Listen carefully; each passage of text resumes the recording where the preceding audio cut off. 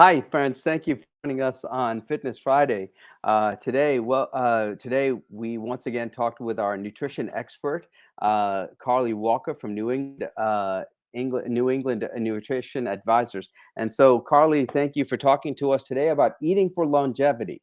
Yes, thank you so much for having me. I'm excited. I'm excited to just meet you too. Thank you.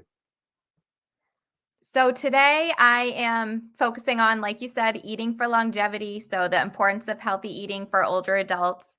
A lot of the kind of basics that we run into for older adult nutrition are our bone health.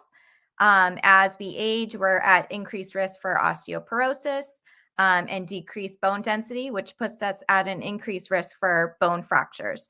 So, obviously, that's something that we want to avoid. And that's actually something that we can start to prevent with the foods that we choose. So, focusing on things like calcium. It's required or recommended that you consume 700 milligrams of calcium a day. And kind of a good question to start is what has calcium in it? So things like dairy is a great source. It's a nice concentrated source of calcium. Green leafy vegetables, soy is another option. And then it's usually fortified into certain foods like orange juice. And then in order to help that calcium be absorbed, vitamin D should also be along with that. It's usually recommended around 400 international units a day, which can be found in most multivitamins. Our body is also able to synthesize certain amounts of it from the sun. So up here in the Northeast, we're not getting tons of sun. So usually I recommend getting it through food or supplementation. And you can get it through fatty fish, egg yolks, and once again, fortified foods is another good option to get that vitamin D in there. And those two nutrients really help form a good starter pack for your bone health. Great. Um, do you have any questions? Well, no, I think that's great. Okay. Especially for we have a lot of people who suffer from osteoporosis and who are over 60, and I think just adding that extra calcium and vitamin D is great. And although but I also love the fact that vitamin D can be synthesized from our body. We just go out and walk in nature too, and that's a Yes. pretty interesting thing. You get kind of like a double whammy, you know. Exactly. Yeah, it's incredible. Especially up here in the Northeast, our sun isn't quite as strong as we need it to be. And unfortunately, we're in the height of winter. So we're not spending tons of time outside. So definitely during winter months, I recommend people get their vitamin D tested just to see if they need that extra supplementation. But in the summer, spend as much time as you can outside and get that Yeah. vitamin D. Now, do you also take a account of the calcium levels? Is there a test for that, or is it More so just vitamin D. okay? Usually, as you get older, they can do a bone mineral density test. So they'll kind of screen you for um, bone mineral density breakdown. So if you're low in that, they'll do further testing and work up. It's great, great. Yes. All right. Anything else? Any Yeah. other? So another big thing that we should be focusing on is maintaining muscle mass. So when we think of muscle mass, we kind of think of bodybuilders and people in their 20s who love to spend lots of time at the gym. But as we get older, we are at risk for something called sarcopenia, which is the breakdown of our muscles. So that's also around the time where we don't necessarily feel the need to eat all the time. So our intakes are lower. But at this point in our age, it's important to get adequate amounts of protein. So proteins found in things like meat, poultry, fish, eggs, dairy, even some tofu would be great, or some other plant-based options like quinoa or beans is another good option to get protein in.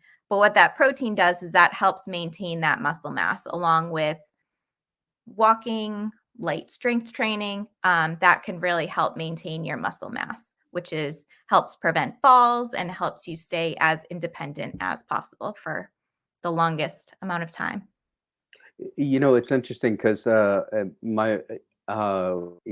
used to exercise a lot, and I still try to exercise, and I take these protein drinks. Oh yeah. Yeah, protein drinks like But the thing is, the question for me always is how much protein I should have. Yes. So that'll vary from person to person. It varies depending on your height, your weight, whether you're male or female. But generally, a good rule of thumb is to have at least 15 to 30 grams of protein at each meal. So that'll be about 4 ounces of chicken. One of those protein drinks is probably between 25 and 30 grams, I would say. Yeah, Um, this one's 25 grams. yeah. So perfect. That's a nice concentrated source too, which protein drinks also are something that we recommend a lot for the older population, just because their appetite isn't necessarily there all the time. It's something quick and easy that doesn't require a whole lot of prep work. You can grab it out of the fridge, and it's ready to go. That's great. I love that. I love that idea. Thanks. So 15 to 30 grams of protein per meal. And so do we do 5, 6 meals or is it 3 meals? Kind of.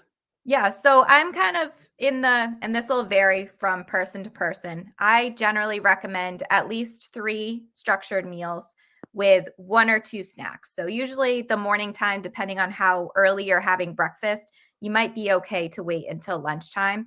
But usually that gap between lunchtime, let's say you're eating at noontime and 6, you're probably going to need some kind of snack in that like 3 to 4 o'clock range. So at that point, I would add in like an extra, like, let's say 15 grams of protein. So that could be something like a cheese stick with some whole grain crackers, or a Greek yogurt would be another good option just to get a little bit of that satiating protein in there. Yeah. Excellent. Yeah. Any other tips? Let's see what else. Maintaining a healthy weight. So, like I've mentioned a couple times, is that as we get older, our appetite tends to get suppressed. So we're not really excited to eat anymore. Things kind of taste a little funny. Things get harder to prepare. Our energy levels aren't that high. So working and spending time in the kitchen can be a little exhausting. So with that comes weight loss, and unintentional weight loss is something that we want to avoid, because along with that comes the deterioration of our muscles. And that's something that we want to avoid doing. So trying to weigh yourself, I would say at least every couple of weeks, just to make sure you're at a healthy weight, is something that I encourage people to do, just so they're staying on top of it, avoiding that unintentional weight loss.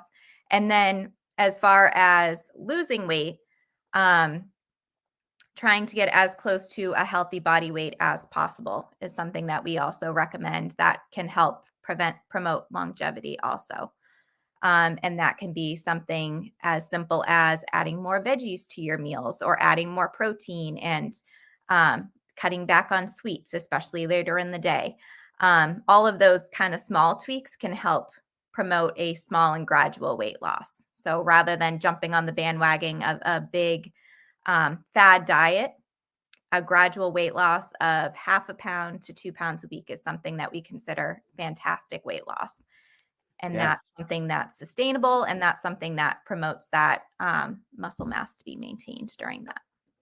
It's interesting because you're saying something that my our personal fitness instructor said too, which is Jason Stevenson. He said to add, keep it a protein and then add a vegetable at Hmm. each meal. Just sneak it in there. Anything. Yeah, Put a cup of spinach in there. Just exactly. And I have some in later episodes, I have some tricks as to how to add that in, um, fairly simply. All right, super. Yes. And then I think the last thing that I would encourage is making sure that you're staying hydrated. So, especially as we're entering the summer months, keep a water bottle with you, stay hydrated. So what about coffee? Is that part of hydration? I don't What? know. Coffee, Oh, usually 1 to 2 cups is okay. 1 to 2 It cups. counts towards your fluids, but Okay, so it's not because I know that coffee sometimes dehydrates a person, right? it's technically, it acts as a diuretic. So Yeah. usually when people are drinking 1 to 2 cups a day, that's okay. I usually count that towards their fluids. Any more than that, I tend to encourage them to drink another bottle of water to kind of replete that. But if you're just drinking 1 or 2 cups, you should be okay. No, no, I think about 5, 6. 7. So Then maybe add in a glass of water, and alternate. I think that's a good tip for me. Thank you. Yes. Well, Carly, thank you for this. Do you have any more advice that you to offer That's all I have for today. today? This is great. I mean, and I think this is an important thing for us to kind of, appreciate. And you gave some really interesting good tips. So hopefully our people will pick up on these as well. Thank you for Awesome. being with us. Thank you so much for having me. All right, great. We'll see you at the next session. All right. All right, thanks. Friends, that was Carly Carl Walker from the New England Nutrition Advisors, and she's giving us some wonderful advice on helping us to eat for longevity. And I hope that you'll take some of the tips that she's offered. I'm definitely going to take in some of this stuff, and especially the water. Water's a hard thing for me. Anyway, let's end our time with prayer. The Lord be with you. Let us pray. Our Father, who art in heaven, hallowed be thy name. Thy kingdom come, thy will be done on earth as it is in heaven. Give us this day our daily bread. Lead us not in temptation, but deliver us from evil. For thine is the kingdom, power, and the glory, forever and ever. Amen. Friends, go in peace to love and serve God and be healthy.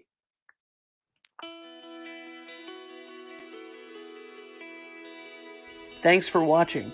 Did you know that you can join Christ Church from anywhere in the world? If you're feeling connected to what we're doing, email us today at communicate@christchurchwesterly.org.